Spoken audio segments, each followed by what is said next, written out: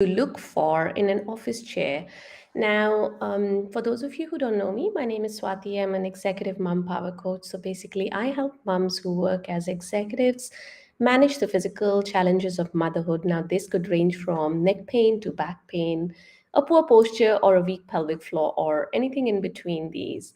Now, as moms, as working moms, and that too moms who are working at executive levels, we're sitting in an office chair for hours and hours together. Even if you are, well, you've seen some of my videos and you're following my advice and you're moving around every few minutes. However, if you do not have a comfortable office chair, every time you sit in there, you're probably going to be more tired, your muscles are going to be more fatigued. And really, there's no need for that, right? So, if you choose the right office chair, you would probably be cutting down on that tiredness, that fatigue that you feel during the day at the end of the day. And as moms, hey, we need all the energy that we can have, right?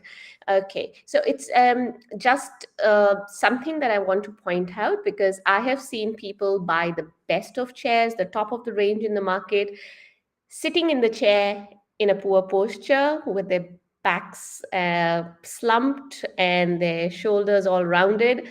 Getting a good chair does not guarantee that you're going to have a good posture and thus avoid any neck pain, spinal pain, back pains, joint pains, etc.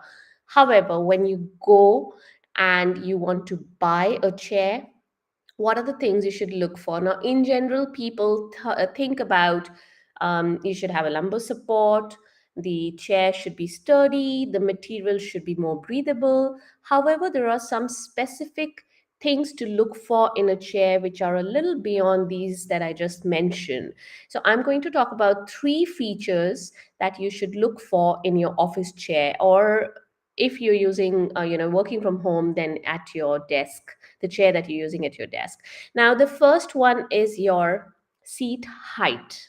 Now, we all know that we should get a chair that has an adjustable height, and you probably have one, but are you using it properly? So, I'm not just going to tell you the three features like one, two, and three. I'm also going to tell you how to customize these to suit you and your body type. So, when you are sitting in a chair, your feet should not be dangling in the air. Basically, your feet should be planted on the floor and they should be able to reach the floor.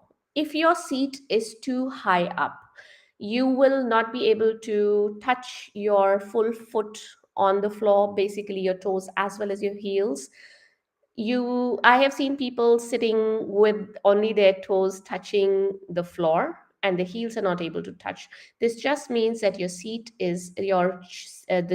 of your chair is too high. You need to put it down. Now, if, for example, you say, oh, when I put my chair down, my desk is quite high and I do not have an adjustable desk, basically, I cannot adjust the height of my desk, then what you can do is, all right, keep your chair at that height, put a little footstool under your feet. Your feet need to have that sort of a support under them all the time when you're sitting, because you may not feel it now, but when you're sitting for even with breaks, when you're sitting from for that 9 to 5 jobs, for those long meetings, you're sitting at a soccer match for your kids, you are going to feel it towards the end of the day or after a few hours. So just a simple tip, make sure that your feet are touching the floor. So get a chair that has an adjustable height. If you're like me and you move your chair around, I sometimes use it at my desk. I will use it at a table. I might use it at a dining table. So, and I again need to adjust the height of my chair according to my desk height. All right. So, the second point, another thing I just wanted to point out here is a very commonly overlooked factor is the chair width. Obviously, you want to be able to fit into your chair, but you don't want it so wide that your arms are going out on the side. Now, how is that related? Is if say this is the height of your the width, this is the width of your chair, the armrests are going to be coming up from the sides here. So if my chair is too wide for my bottom, my body's somewhat in the middle here, my armrests are going to be here. So you don't want that happening.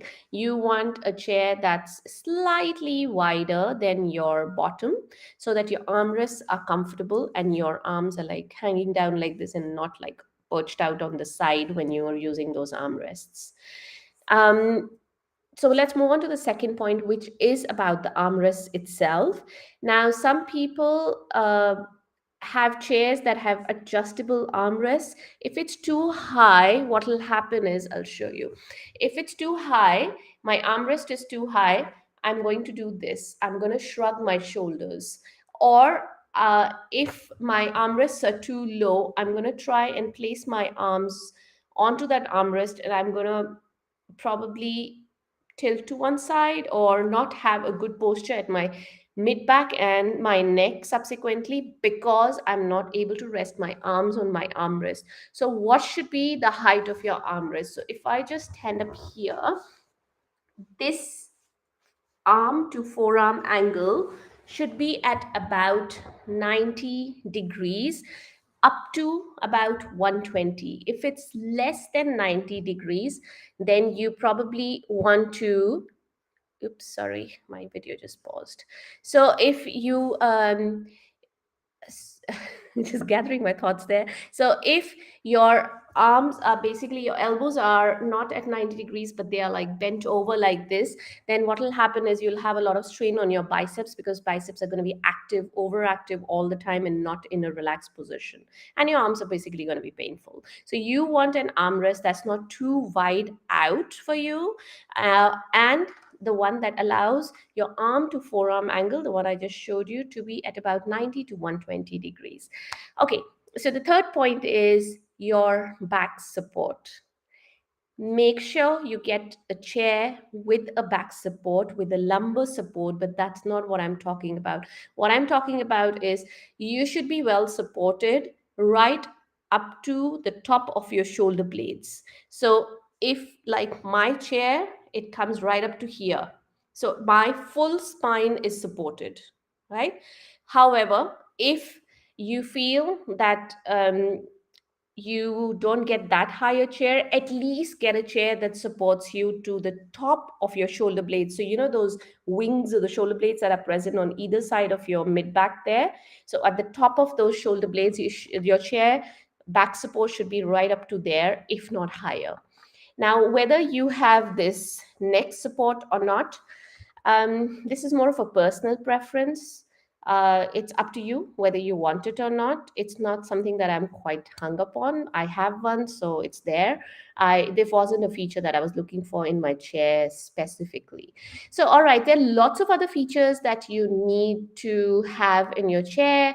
And it's beyond the scope of this video to go on. It's already quite long. So, if you're looking for more tips like this, and otherwise also, if you're looking for more tips to learn about how to achieve and maintain a good posture, feel free to jump into my community and I will leave a link in the description below. For those of you watching me on Instagram, the link is in my bio. There is a clickable link in the bio. When you click on it, it opens a new page and then you can see all the drop down menu and you can click on my community.